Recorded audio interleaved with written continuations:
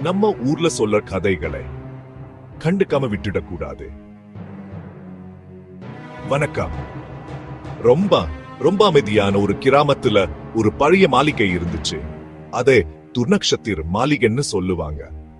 பல வருஷமா அந்த மாளிகையில இருந்து பயங்கர சத்தங்களும் அமானுஷ்ய நிகழ்வுகளும் நடக்குதுன்னு ஊர்ல எல்லாரும் பயந்து பேசிக்கிட்டு இருந்தாங்க. ஆனா குமார்ன்ற ஒரு தைரியமான பையன் இதெல்லாம் வெறும் கட்டுக்கதைன்னு நினைச்சா. ஒரு நாள் நள்ளிரவுல அந்த மாளிகைக்குள்ள போனான். திடீர்னு நான் காத்து பலமா அடிச்சுது, கதவுக சாத்திக்கிச்சு, விளக்கு மங்கி போச்சு.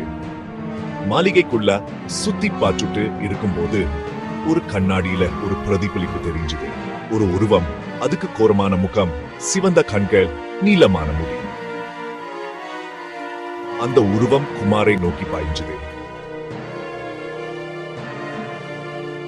அன்னைக்கு ராத்திரி குமார் காணா போயிட்டா. மாளிகையின் பேய் உயிருடன் யாரையும் வெளியே அனுப்பாதுன்னு ஊர் மக்கள் சொல்றாங்க. அதுக்கப்புறம் யாரும் அந்த மாளிகை பக்கமே போறது இல்ல. நீங்க அந்த மாளிகைக்கு போக தைரியம் இருக்கா?